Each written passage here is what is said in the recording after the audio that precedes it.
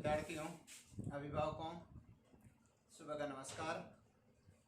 आज हम कृपाराम खिड़िया के कुछ नीतिगत जो सोर्टे हैं उनके बारे में आगे बढ़ेंगे, जानेंगे कि किस तरह से कृपाराम जी खिड़िया ने नीतिगत जो कह सकते हैं सोर्टे लिखे हैं, उनमें क्या क्या हमें संदेश या शिक्षा या प्रेरणा दी है। और आपने में कहने का मतलब पहले बता चुका हूं मैं आपको कि कवि कृपाराम खिड़िया ने अपने सेवक राजाराम को संबोधित करते हुए बार बार मानो यहाँ कह सकते हैं कि तरह तरह के संदेशास्पद कह सकते हैं संदेश से युक्त बातें या ज्ञानप्रद बातें कही हैं। तो यहाँ आपको मैं पुनः एक बार बताना चाहता हूँ कि कवि कृपाराम खिड़िया के एक सेवक था जिनका नाम राजाराम था, जिनके कोई संतान नहीं थी और संतान न होने की वजह से अर्थात निसंतान होने की वजह से कृपाराम खिड़िया जी का सेवक राजाराम बड़ा निराश रहता था और उसी निराशा को दूर करने के लिए कवि ने उन्हें कहा कि भाई मैं सदा सदा के लिए आपको मैं अमर कर दूंगा। और उसी कह सकते हैं कारण कृपाराम खिड़िया ने जितने भी कह सकते हैं सोर्टे लिखे हैं उन सब में अंत में उनका नाम कह सकते हैं लिखा है और सदा सदा के लिए कवि ने अपने सेवक को क्या कर दिया है, अमर कर दिया है। तो आज मैं कवि कृपाराम खिड़िया के अगले सोर्टे के बारे में कहने का मतलब मैं आपको पुनः एक बार बता देता हूं। यहाँ सोरठा छंद का प्रयोग किया गया है। कौन से छंद का प्रयोग किया गया है? सोरठा छंद। देखो मैं आपको पहले कह चुका हूं, सोरठा छंद की विशेषताएं आपको बता चुका हूं। वैसे ये दोहे का उल्टा होता है दोहे का ये क्या होता है? विपरीत होता है। दोहे का विपरीत कहने का मतलब ये दोहा होता है उसके विपरीत, क्योंकि आपको मैं बता चुका हूं दोहे में 13 11 और इसमें होती है 11 13। पहले विषम में 11 11 और सम में होती है 13 13। कहने का मतलब यहां विपरीत। तो इस तरह से कहने का मतलब सोरठा छंद है।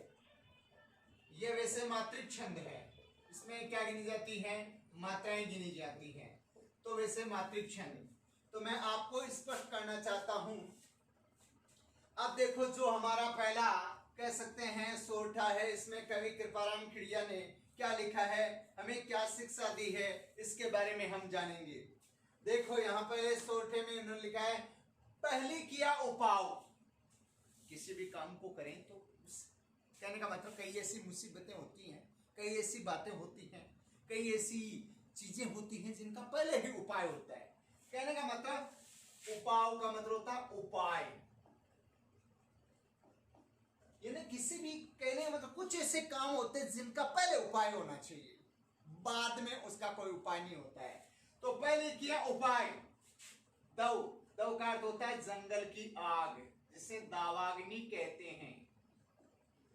जंगल में आग लगने से पूर्व या फिर लगते ही उसका उपाय होना चाहिए।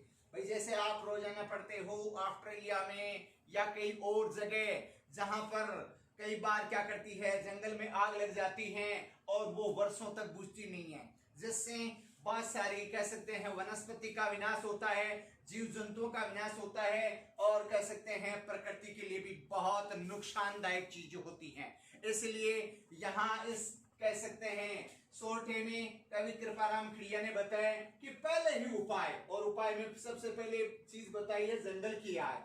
तो जंगल की आग, दुश्मन का अर्थ होता है शत्रु या दुश्मन, या यानी बीमारी। देखो चाहे वो जंगल की आग हो, चाहे वो शत्रु हो या बीमारी हो, इनको कहने का मतलब इनको पहले ही हटाना चाहिए, पहले ही इसका समाधान होना चाहिए, पहले से ही इनका उपाय होना चाहिए। कहने का मतलब या तो शुरू होने से पूर्व या फिर होते ही इसका समाधान या हल या उपाय होना चाहिए।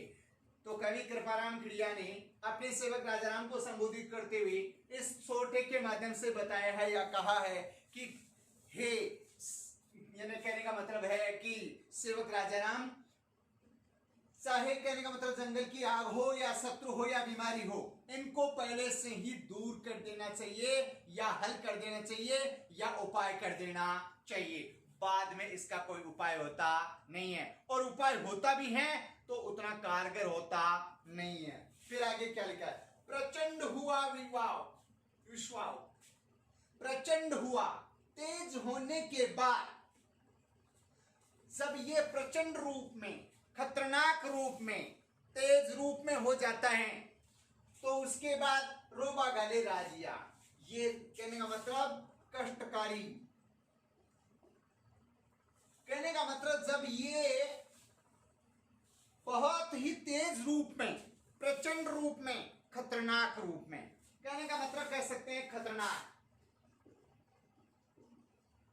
भयंकर जिससे कह सकते हैं, रूप में जब हो जाता है तब इसका कोई उपाय होता नहीं है। तो कवि कृपाराम खिड़िया ने इस सोरठे के माध्यम से हमें संदेश दिया है या प्रेरणा दी है या शिक्षा दी है कि यदि जंगल की आग हो या फिर शत्रु हो या फिर कोई बीमारी हो, इसका शुरुआत में ही हल होना चाहिए, शुरुआत में ही हल निकाला जा सकता है।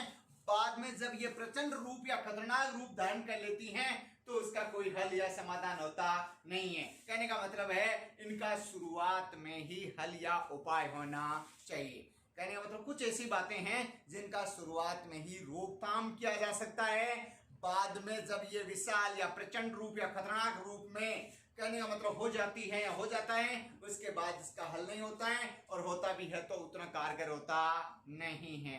कहने का मतलब सही तरीके से इसका हल या समाधान या उपाय होता नहीं है।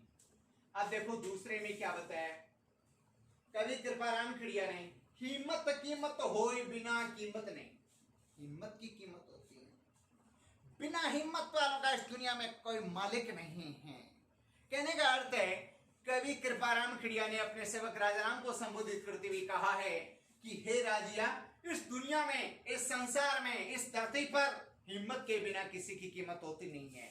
अर्थात अपना महत्व, अपना प्रभाव या अपना वजूद दर्शाना है तो हिम्मत रखनी होगी। हिम्मत के बिना इस दुनिया में कुछ होता नहीं है। तो सबसे पहले यहाँ हमें हिम्मत रखने की बात कही है। हिम्मत हारने वालों का इस दुनिया में कुछ होता नहीं है, इसलिए सबसे पहले हिम्मत का महत्व बताएं। तो हिम्मत कीमत भी, हिम्मत के बिना किसी की व्यक्ति का महत्व नहीं होता, कीमत नहीं होती या उसका कोई आधार होता नहीं है। इसलिए हमें अपने जीवन में हिम्मत को बरकरार रखना चाहिए, हिम्मत कभी हारना नहीं चाहिए। और जो लोग हिम्मत हार जाते हैं उसका दुनिया में कुछ होता नहीं है। तो हिम्मत कीमत भिन्न, हिम्मत के बिना कीमत नहीं है। अर्थात जिस लोगों की हिम्मत नहीं होती उसकी कीमत होती नहीं है।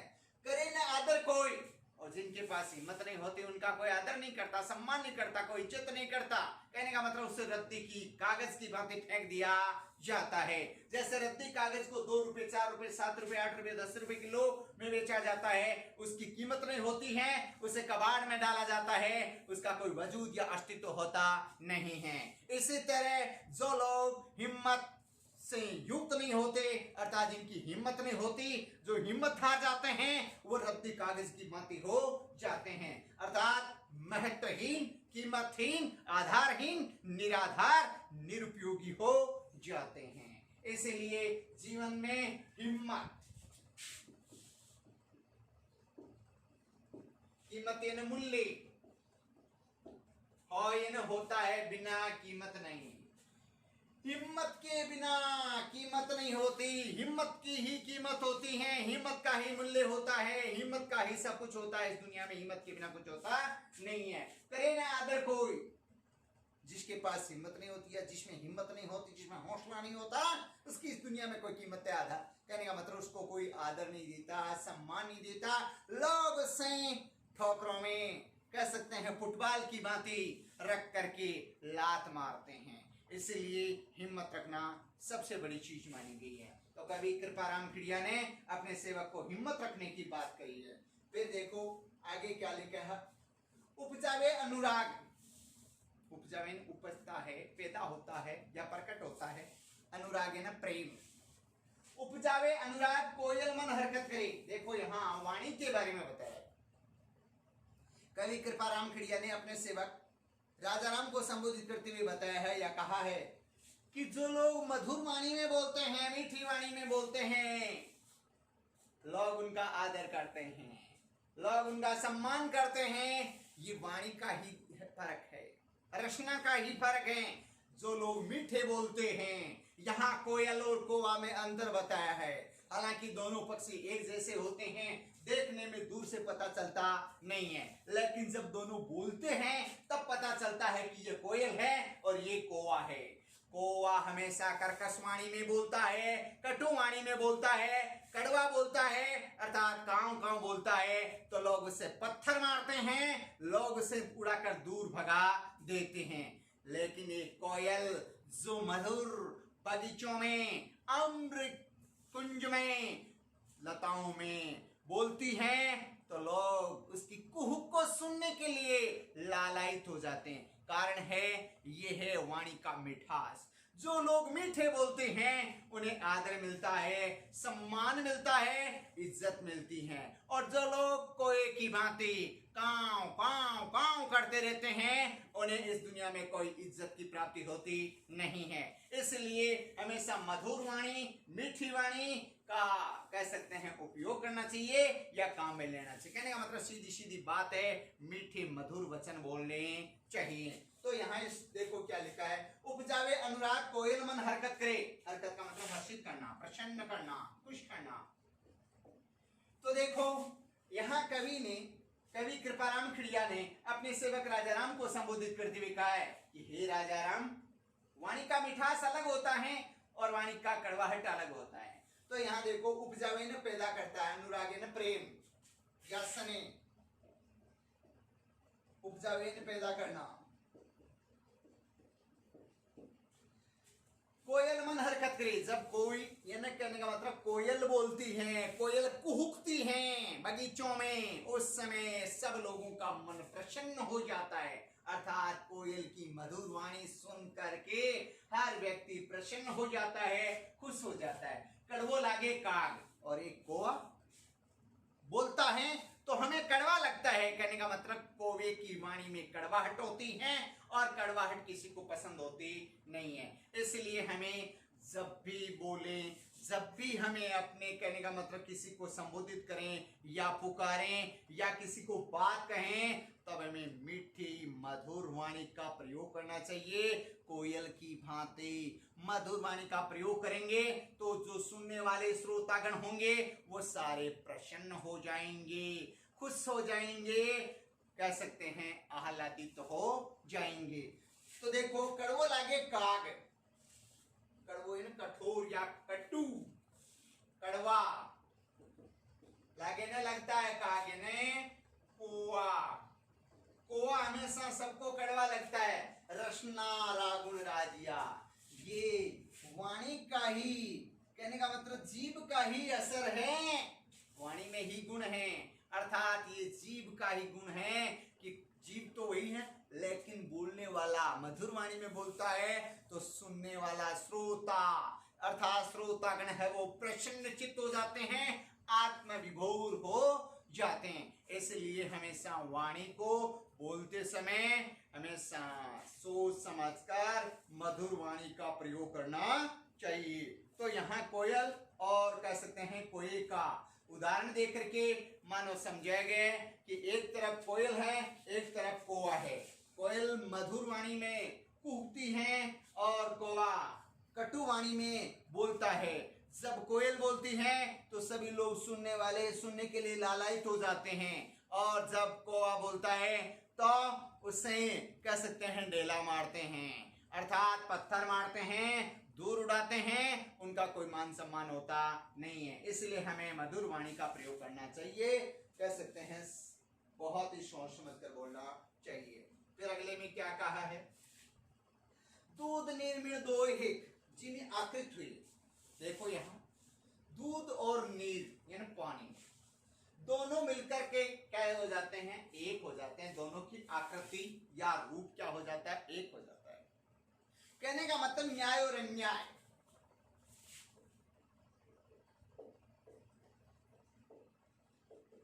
सदाचार और दुराचार,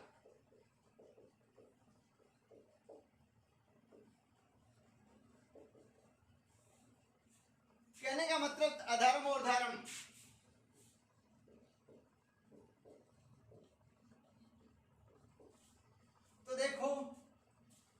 यहाँ क्या बताया, दूध नीर मिल दो एक, दूध और पानी मिलकर के दोनों एक हो जाते हैं, जिनमें आकृति हुए दोनों मिलकर के क्या हो जाते हैं, एक हो जाते हैं। अरे भाई दूध में ज्यादातर आप देखते हैं दूध बेचने वाले दूध में पानी डालकर दूध की कह सकते हैं मात्रा बढ़ा देते हैं, दोनों मिलकर के एक हो जाता है। कहने का मतलब दूध बन जाता है, हालांकि बनता नहीं है, बना देते हैं। अब देखो यहां कवि कृपाराम खिड़िया ने अपने सेवक राजाराम को संबोधित करते हुए क्या कहा है, दूध नीर। यहां दूध का मतलब हम कह सकते हैं न्याय, और नीर यहां पानी है, वो कह सकते हैं अन्याय। कहने का मतलब है कि दूध यहां न्याय के लिए प्रयुक्त होगा और नीर यानी अन्याय, मिलकर के दोनों एक हो जाते हैं, दोनों की आकृति रूप या आकृति क्या हो जाती है, एक हो जाती है, अर्थात दोनों मिलकर के क्या हो जाते हैं, एक हो जाते हैं। फिर आगे देखो क्या कहे, करे न न्यारो कोई, न्यारो है अलग अलग, उसको कोई अलग अलग नहीं कर सकता है। कहने का मतलब यहां अलग अलग कौन कर सकता है, देखो करे न न्यारो कोई, राजहंस बिन राजिया। राजहंस अर्थात एक संत व्यक्ति का, या कह सकते हैं विद्वान व्यक्ति, या कह सकते हैं एक भला आदमी ही क्या कर सकता है, अन्याय और न्याय अलग अलग छांट सकता है, न्याय को न्याय और अन्याय को अन्याय कर सकता है। तो यहां वैसे राजहंस तो वैसे पक्षी है, लेकिन यहां राजहंस का मतलब एक सज्जन संत व्यक्ति ही इसको क्या कर सकता है, अलग अलग कर सकता है। अर्थात अन्याय को अन्याय कहने की क्षमता, न्याय को न्याय कहने की क्षमता अच्छे सज्जन भद्र पुरुष ही कह सकते हैं, बाकी की बस की बात होती नहीं है। तो यहाँ कवि कृपाराम खिड़िया ने हमें अन्याय और न्याय, कई बार आप देखते हैं कई जगह पर लोग आपस में कहने का मतलब विवाद करते हैं, पंच परमेश्वरों की मीटिंगें बुलाई जाती हैं, वहां पर पंच परमेश्वर भी ऐसे ही होते हैं जहां पर न्याय और अन्याय का कह सकते हैं आंकलन नहीं कर पाते हैं, लेकिन उनमें भी कुछ ऐसे लोग होते हैं जो अनुभवी होते हैं, परिपक्व होते हैं, जो संत प्रवृत्ति के होते हैं, जो सज्जन प्रवृत्ति के होते हैं, जो सदाचार को महत्व देते हैं, जो धर्म और न्याय को महत्व देते हैं, वो लोग ही न्याय और अन्याय को अलग अलग करते हैं। दूध का दूध और पानी का पानी, यह है हमारे वैसे सही न्याय के लिए शब्द प्रयुक्त किया जाता है। कहने का मतलब हमारी न्याय व्यवस्था में हम देखते हैं दूध का दूध पानी का पानी, हम रोजाना पढ़ते आए हैं, सुनते आए हैं और कह सकते हैं देखते भी आए हैं। कई जगह ऐसा होता है और कई जगह ऐसा नहीं होता है, और नहीं होता है तो वो गलत होता है। इसलिए हमें हमेशा न्याय करते समय तटस्थ रह करके न्याय और अन्याय को कह सकते हैं सोच समझकर उत्तर देना चाहिए। अन्याय को अन्याय ही कहना चाहिए, न्याय को न्याय ही कहना चाहिए। ऐसा नहीं कि न्याय को अन्याय कह दे, अन्याय को न्याय कह दे, ऐसा नहीं होना चाहिए। तो कवि कृपाराम खिड़िया ने अपने सेवक राजाराम को संबोधित करते हुए कहा है कि हे कह सकते हैं राजाराम, दूध और नीर मिलकर के दोनों कह सकते हैं एक हो जाते हैं, या उनकी आकृति एक हो जाती है, और उसको बहुत सारे लोग अलग अलग नहीं कर पाते हैं, अलग अलग कोई है ना, कोई भी कहने का मतलब कोई भी उससे अलग अलग नहीं कर सकता है। राजहंस बिन राजिया, राजहंस पक्षी के बिना कोई उसे अलग नहीं कर सकता, क्योंकि राजहंस पक्षी क्या करता है, दूध को पी लेता है, पानी पानी को छोड़ देता है। इसी तरह से जो भद्र पुरुष होते हैं, भले व्यक्ति होते हैं, सज्जन पुरुष होते हैं, वो अन्याय को अलग कर देते हैं और न्याय को अलग कर देते हैं। इसलिए हमेशा न्याय व्यवस्था को हमेशा सोच समझ कर करना चाहिए, बिना सोचे समझे, बिना कह सकते हैं तटस्थ रहे बिना नहीं कर सकते। इसलिए हमें कह सकते हैं सोच समझ कर न्याय करना चाहिए। फिर अगले में देखो क्या लिखा है, मलयागिर मंझार हर को तर चंदन हुए। मलयगिरी पर्वत, अरे जो दक्षिण भारत में मलयगिरी जो पर्वत है, और मलयगिरी पर्वत की जो हवा आती है वो खुशबूदार आती है, क्योंकि मलयगिरी पर्वत पर चंदन के वृक्ष हैं, और चंदन के वृक्षों को स्पर्श करते हुए जो हवा आती है वो सुगंधित हवा।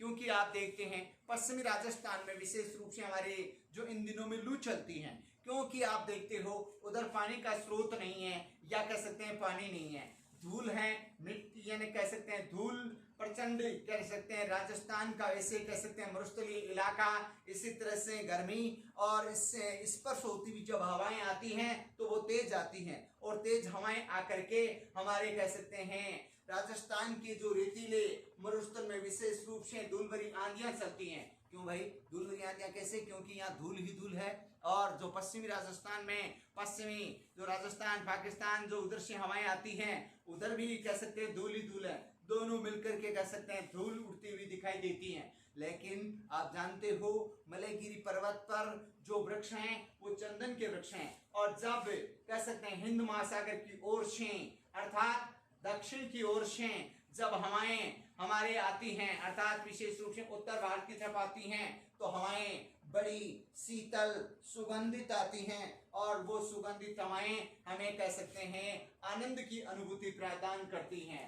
तो देखो मलयगिरी मंझार हर को तर चंदन हुई, देखो यहाँ क्या बताए, वैसे मलयगिरी कह सकते हैं पर्वत, लेकिन यहाँ मलयगिरी पर्वत को हम कह सकते हैं अच्छी संगत।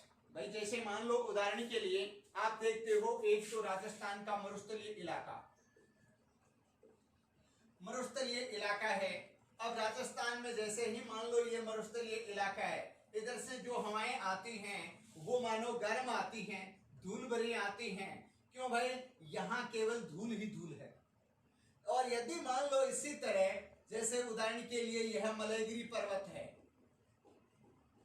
मलयगिरी पर्वत से दक्षिण से उत्तर की ओर जब हवाएं आती हैं, यहाँ मलयगिरी पर्वत पर कह सकते हैं चंदन के वृक्ष हैं, और चंदन के वृक्षों को इस पर, क्योंकि चंदन में हमेशा खुशबू होती है, अरे लकड़ी कहने का मतलब जैसे आप देखते हैं चंदन की लकड़ी बली, चंदन की चुटकी बली, काट बलो न होए, अर्थात लकड़ी का एक कह सकते हैं गाड़ी भरी हुई काट की, उसकी बजाय एक चंदन का छोटा सा टुकड़ा भी बड़ा महत्व रखता है। इसी तरह से कह सकते हैं कि मलयगिरी जो पर्वत है वहां से आने वाली जो हवाएं हैं वो बड़ी शीतल होती हैं, सुगंधित होती हैं, क्योंकि यहाँ किसके वृक्ष हैं? चंदन के वृक्ष हैं। तो यहाँ कवि कृपाराम खिड़िया ने क्या बताया, मलयगिरी मंझार यानी बीच में हर कोतर चंदन हुए, हर वृक्ष हालांकि चंदन नहीं होता फिर भी वो चंदन के समान गुण धारण कर लेता है। कहने का मतलब अच्छे लोगों की संगत, भाई सद संगत है, कहने का मतलब अच्छे लोगों की संगत होती है, और उसमें यदि बुरे लोग भी रहते हैं तो भी वो सुधर जाते हैं, उसमें अवगुण की जगह क्या आ जाते हैं? गुण आ जाते हैं। इसी तरह से हालांकि मलयगिरी पर्वत के बीच मंझार यानी बीच में हर वृक्ष है वो चंदन के समान हो जाता है, हर को तर पेड़ तरु, हर पेड़ है वो चंदन के समान हो जाता है। संगत लियो सुधार, ये संगत का ही असर माना जाता है, संगत की वजह से ही इनमें सुधार हो जाता है। रू का ही न राजिया, कहने का मतलब ये वृक्षों का असर नहीं है, ये कह सकते हैं किसका असर है? ये है वैसे कहने का मतलब है कि चंदन का असर है, अर्थात चंदन वृक्ष हम सत्संगत कह सकते हैं, अच्छे लोगों की संगत कह सकते हैं। अच्छे लोगों की संगत से हमेशा बुरे लोग भी सुधर जाते हैं।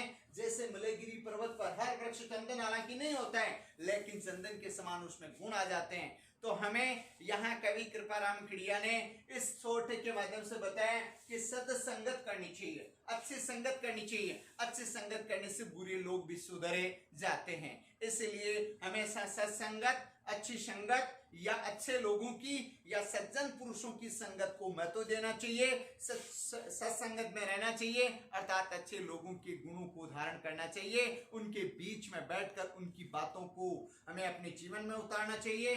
तो यहाँ कवि कृपाराम खिड़िया ने कह सकते हैं मलयगिरी पर्वत का उदाहरण लेकर के बताया कि वहां हालांकि हर वृक्ष है वो चंदन का वृक्ष नहीं होता, लेकिन उसमें उसके गुण है वो जरूर आ जाते हैं। और जैसे ही मानव सत्संगत होती है और सत्संगत में बुरे लोग भी सुधर जाते हैं। हालांकि कह सकते हैं कि यहाँ पेड़ है, हालांकि कह सकते हैं कंटीले भी होते हैं या झाड़दारी भी होते हैं या कह सकते हैं हर तरह के होते हैं, लेकिन वो सत्संग की वजह से या अर्थात संगत यानी कह सकते हैं मलयगिरी पर्वत के चंदन के वृक्षों की संगत से सारे वृक्ष वो सुधर करके मानो कह सकते हैं चंदन के वृक्ष के समान हो जाते हैं। इसलिए हमें यहाँ कह सकते हैं सत्संगत करने का महत्व समझाया है। सत्संगत करना चाहिए ताकि जीवन हमारा सुधर सके, हमारा कह सकते हैं कल्याण हो सके। तो आज मैं इसी कह सकते हैं सोटे के माध्यम से यही बताना चाहता हूं कि हमेशा संगत करनी चाहिए, अच्छे लोगों के संग रहना चाहिए और जीवन में हमेशा हमेशा आगे बढ़ते रहना चाहिए। धन्यवाद।